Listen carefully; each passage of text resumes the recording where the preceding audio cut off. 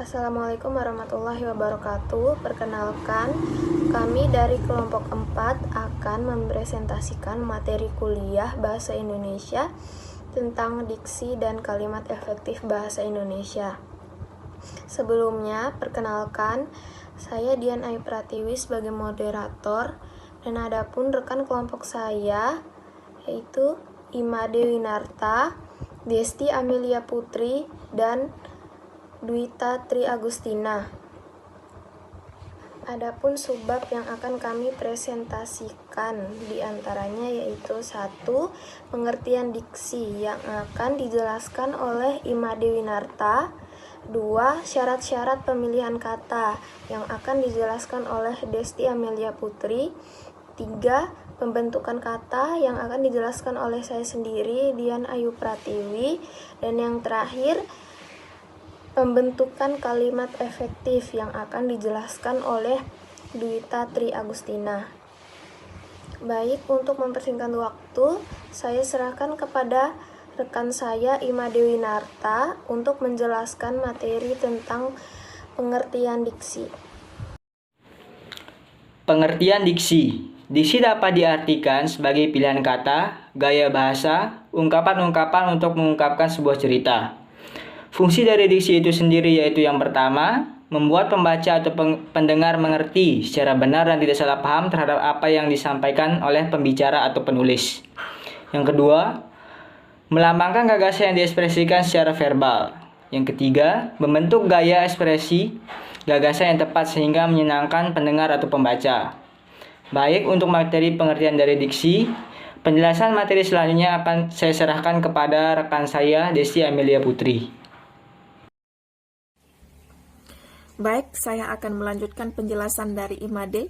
Materi yang akan saya sampaikan kali ini adalah syarat-syarat diksi atau pemilihan kata. Yang pertama yaitu ketetapan dalam pemilihan kata dalam menyampaikan gagasan. Yang kedua yaitu pengarang harus memiliki kemampuan dalam membedakan secara tepat nuansa-nuansa makna sesuai dengan gagasan yang ingin disampaikan, dan menemukan bentuk yang sesuai dengan situasi dan nilai rasa pembaca. Yang ketiga yaitu menguasai berbagai kosakata dan memanfaatkan kosakata tersebut menjadi kalimat yang jelas, efektif, dan efisien. Selanjutnya yaitu makna denotatif dan konotatif.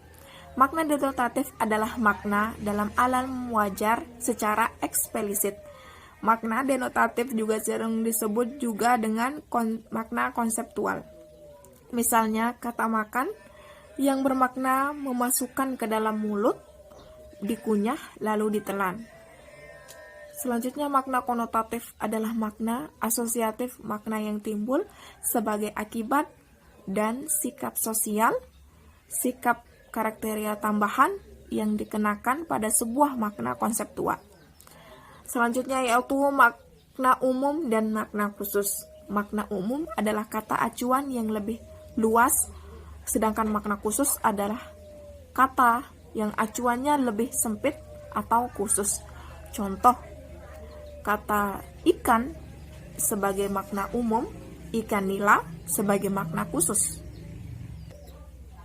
Selanjutnya yaitu kata konkret dan kata abstrak. Kata konkret adalah kata acuannya yang mudah diserap oleh panca indera. Contoh, meja, rumah, mobil, cantik, dan sebagainya.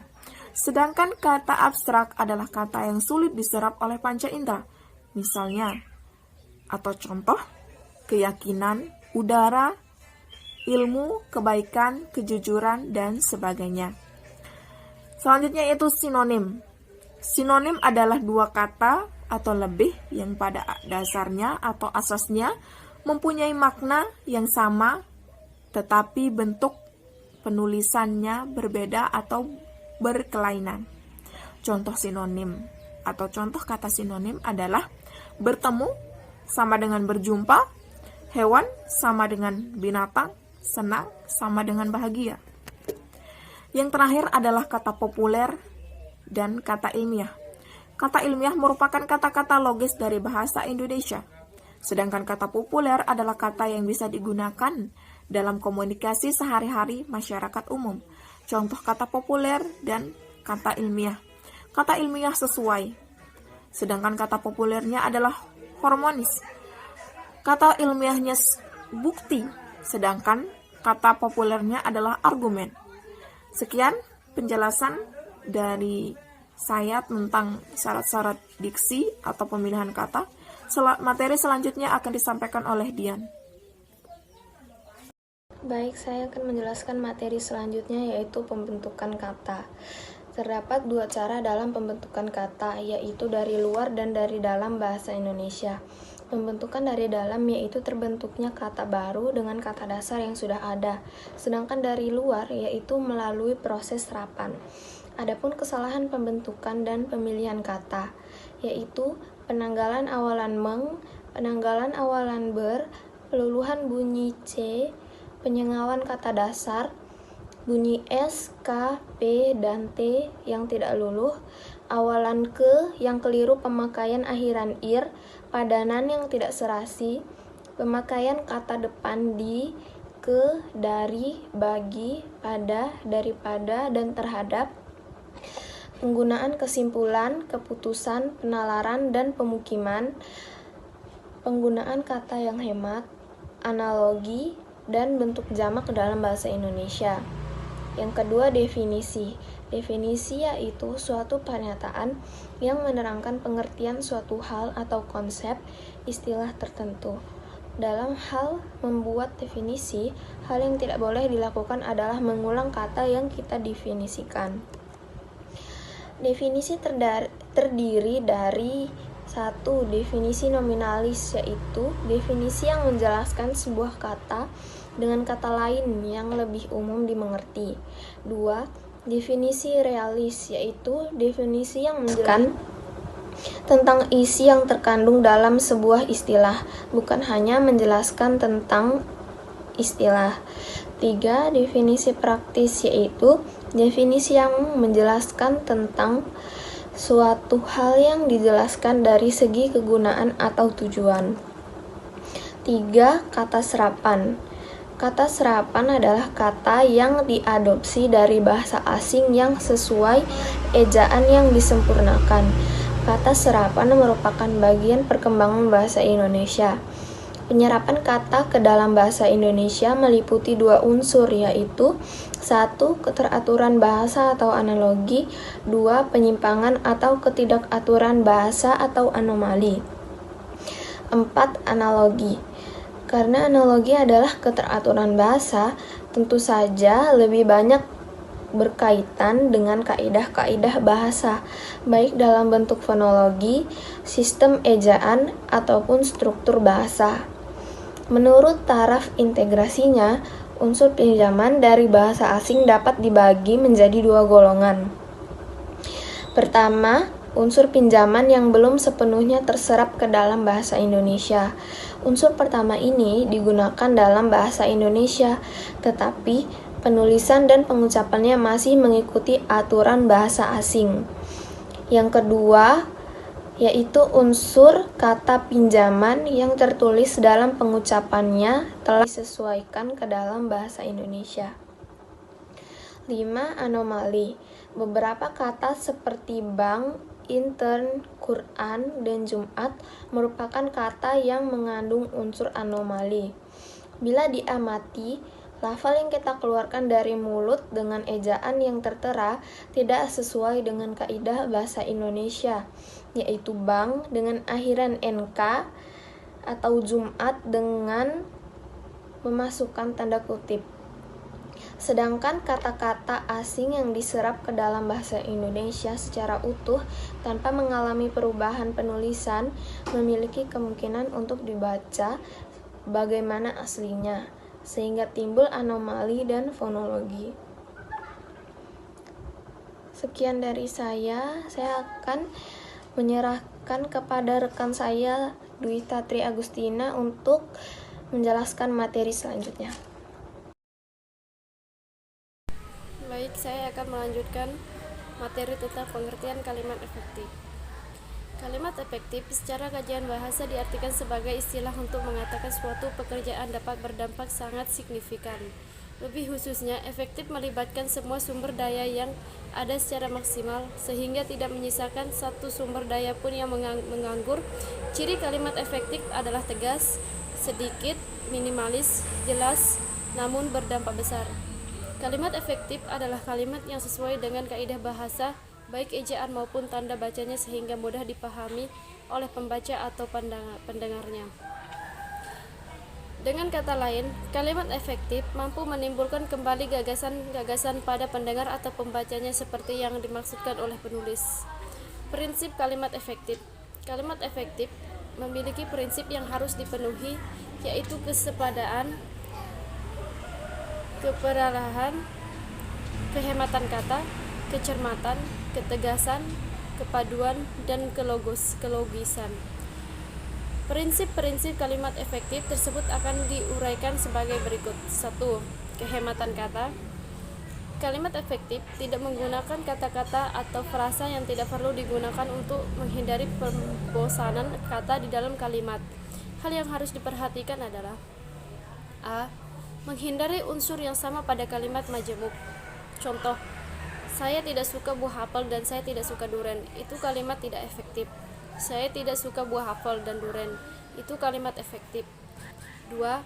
Kecermatan. Yang dimaksud kecermatan adalah cermat dan tepat dalam memilih kata sehingga tidak menimbulkan keracunan dan makna ganda. Contoh, guru baru pergi ke ruang guru. Tidak efektif. Guru yang baru pergi ke ruang guru adalah kalimat efektif. 3. Kesepadanan struktur. Kesepadanan struktur adalah keseimbangan antar gagasan atau pemikiran dengan struktur bahasa yang dipakai dalam kalimat. Kesepadaan dalam kalimat ini diperlihatkan dengan adanya kesatuan gagasan, dan kecepatan dalam kalimat ini diperhatikan dengan adanya kesatuan dan gagasan dan pikiran. Ciri-ciri kalimat yang memiliki kesepadaan struktur yaitu memiliki subjek dan predikat yang jelas. Contoh, bagi semua siswa kelas 2 harus mengikuti kegiatan study tour. Tidak efektif. Semua siswa kelas 2 harus mengikuti kegiatan study tour. Itu kalimat efektif. Untuk menghindari ketidakjelasan subjek, hindarilah pemakaian kata depan profesi di depan subjek. 4. Kelogisan. Ide kalimat dalam efektif dapat diterima atau dimengerti oleh akal dan sesuai dengan kaidah EYD. Contoh, waktu dan tempat kami persilahkan. Tidak efektif. Bapak kepala sekolah kami persilahkan. Itu kalimat efektif. 5. Kevarietelan bentuk. Kalimat efektif memiliki kebersamaan bentuk kata yang digunakan di dalam kalimat. Yang dimaksud depan kesamaan untuk kata adalah jika kata pertama berbentuk verba, maka kata selanjutnya berbentuk verba.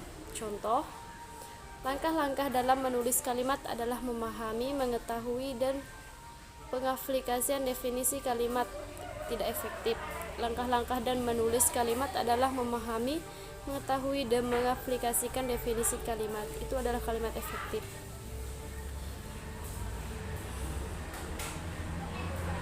Syarat-syarat kalimat efektif yaitu 1. Sesuai ejaan yang disempurnakan.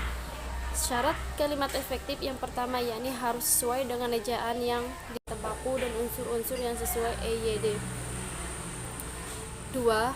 Mempunyai subjek dan predikat. Syarat kalimat efektif yang baik juga harus memiliki susunan yang sistematis. Maksud dari susunan sistematis adalah kalimat yang terdiri atas subjek, predikat, dan objek atau keterangan. Nah, dari subjek, predikat, dan objek atau keterangan tersebut harus disusun agar pembaca tidak pusing maksud dari kalimat yang ingin disampaikan. Nomor 3. Tidak bertele-tele. Sesuai dengan namanya, kalimat efektif tidak boleh menjelaskan secara bertele-tele dan membuang banyak kata, karena jika kalimat tersebut terlalu boros, maka tak termasuk ke dalam kalimat efektif. Untuk itu, kamu harus teliti memperhatikan kata-kata yang digunakan untuk membuat susunan kalimat yang efektif.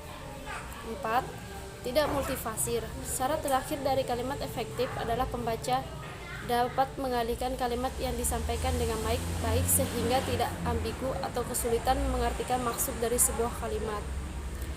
Unsur-unsur efektif. Unsur-unsur kalimat efektif. 1. Subjek S adalah bagian kalimat menunjukkan pelaku, tokoh, sosok, benda, sesuatu hal, suatu masalah yang menjadi pangkal atau pokok pembicaraan. Subjek biasanya diisi oleh jenis kata atau frasa benda, nominal, klausa atau rasa verbal. Predikat V.